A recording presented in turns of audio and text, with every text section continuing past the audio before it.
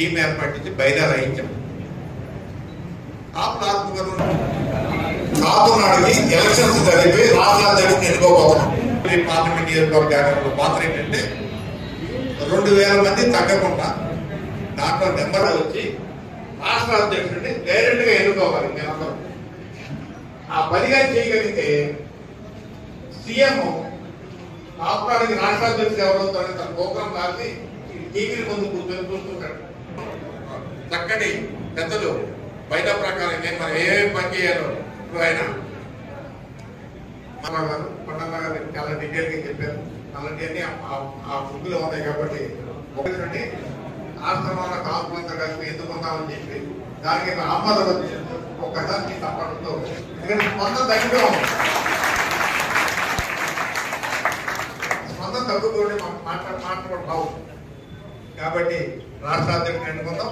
అక్కడికి మనకు రాజకీయాలు శాసించకపోతే మనకి అన్ని ఫ్రీ, తాకూరు free, Mangaluru free, driver free అని తాకూరు మందులు డబ్బులు ఇవ్వాల, మంగళూరు డబ్బులు ఇవ్వాల. ఎందుకంటే మనకి మనకి అనుభవం ఉండదు. కాబట్టి ఒకసారి పెట్టుకొని మనందరం పంపించుకుంటాం. 1983 తెలుగుదేశం పార్టీ వచ్చినప్పుడు రాష్ట్రం అంతా మీద అప్పుడు ఉమ్మడి ఆంధ్రప్రదేశ్ లో 9 మంది మినిస్టర్లు ఉన్నాం. ఇవాళ మన సంఖ్య ఎంత? జనసేన పక్కన పెడితే 2, ఒకరు నారాయణ, రామానాయుడు. కాబట్టి మన సంఖ్య 9 నుంచి 2కి వచ్చిందంటే మన పరిస్థితి అంత తెలియకపోతున్నారు. రావడానికి ఒకసారి మీరు అవగాహన చేసుకోండి.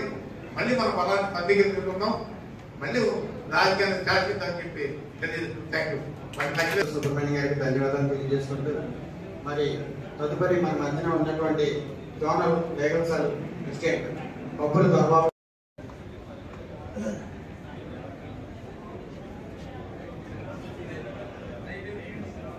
నడుస్తుంది. ఎందుకంటే మనం ఎవరికి చేయి చాపం, ఎవరిని దేవుడించాం.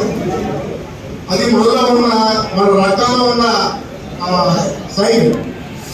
అదేవిధంగా పెద్దలు చెప్పినట్టు మనం రాజకీయంగా శాసించాలంటే ఇవాళ రాజమండ్రిలో అర్బన్ రోడ్లు కలిపి 50,000 40,000 పైచీలు జనాభా ఉన్నాం.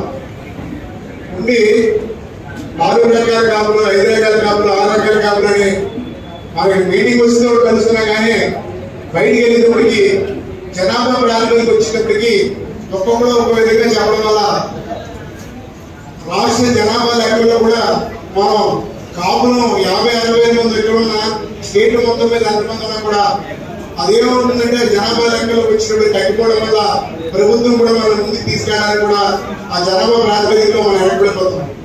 అదే కాకుండా వాళ్ళు చెప్పారు కళ్యాణ మండపం అన్ని మొన్న కూడా మన రాష్ట్ర గవర్నమెంట్ కూడా లాస్ట్ టైంలో కళ్యాణ మండపాలకి ఏదో అనౌన్స్ చేసింది. అది అంతా ఎలక్షన్ ముందు లాస్ట్ చేయడం వల్ల అది ఎవరు నమ్మలేదు. కానీ ఇవాళ మంత్రులు చెప్పినట్టు మనం ఎందుకు అడగలేము, ప్రభుత్వాన్ని మనం ఎందుకు తీసుకెళ్ళాం.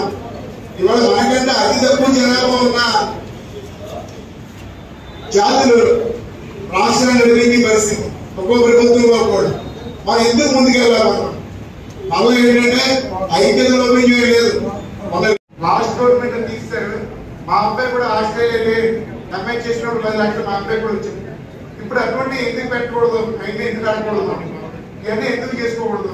అలాగే ప్రతి సంవత్సరం మనకి కాపులకి ఇన్ని కోట్లు అని కేటాయించి మనకి అభివృద్ధి చెందడానికి అది కూడా ముందుకు తీసుకెళ్ళాలని పవన్ కళ్యాణ్ గారి పొజిషన్ ఆయన కానీ మన కూటమిలో భాగంగా మన బీజేపీ కూడా కానీ తెలుగుదేశం కూడా కానీ మనం కలిసి మన జాతికి ఏం కావాలో మన పెద్దలతోటి ఈ మీటింగ్ ఎక్కడితో ఇలా ఆపేయకుండా విజయవాడ వేయచ్చు, వైజాగ్ వేయచ్చు. అది కూడా ప్రత్యేకించి ఏ మాట్లాడినా ఏ మీటింగ్ చేసినా కూడా మెయిన్ మన మీడియా ద్వారా పేపర్ల ద్వారా మనం రాష్ట్ర ప్రభుత్వాన్ని దగ్గర తీసుకెళ్లాలని లేదా మనం మీటింగ్ పెట్టుకుని అన్ని విధాలుగా కలిసి వచ్చి ఒక మాట చెప్తాను. ఏమనుకోద్దు, నగరంలో కొంతమంది పెద్దలు మమ్మల్ని హేళన కూడా చేసిన సందర్భాలు కూడా మేము అనుభవించాం. మన పెద్దలే, బయట వాళ్ళు ఎవరు కాదు, మన కాపు పెద్దలే అవమానం చేశారు. చాలా అవమానాలు పడ్డాం. కాకపోతే మాకు ఇక్కడ ఏంటంటే పెద్దలు కొంతమంది 100 వ్యక్తులు ఇంకా మరి కొంతమంది సహకారం ఉండడంతో మేము ముందుకి కార్యక్రమాలు చేసుకుంటూ వెళ్ళగలుగుతున్నాం. అదేవిధంగా మరి గత ప్రభుత్వంలో మన కాపులంటే మొగం తిప్పుకునే పరిస్థితి, నిజంగా చాలా దారుణమైన అవమానాలు జరిగినాయి గత ప్రభుత్వంలో. ఏ ఎంపీ దగ్గరికి వెళ్ళినా, ఏ మంత్రి దగ్గరికి వెళ్ళినా ఆ కాపులు అనగానే మొగం తిప్పుకుని పక్క నుంచి వెళ్ళిపోయారు గత ప్రభుత్వంలో. కానీ ఈ ప్రభుత్వం వచ్చిన తర్వాత మా కార్యవర్గం మరి రాజమండ్రిలో మా కాపులకి కమ్యూనిటీ హాల్ కావాలి, అలాగే రాష్ట్ర వ్యాప్తంగా ప్రతి జిల్లాలో కూడా ప్రతి జిల్లా కేంద్రంలో కూడా కాపు కమ్యూనిటీ హాల్ నిర్మించుకోవడానికి స్థలం ఇవ్వాలని, లేదా బిల్డింగ్ అన్నా కట్టించివ్వాలని చెప్పేసి గౌరవ ముఖ్యమంత్రి నారా చంద్రబాబు నాయుడు గారిని స్వయంగా మా కార్యవర్గం వెళ్ళి కలిసాము. ఆయన స్పందించి 5 నిమిషాలు మాకు కేటాయించి మాతో మా కార్యవర్గంతో మాట్లాడి ఆదేశాలు జారీ చేశారు.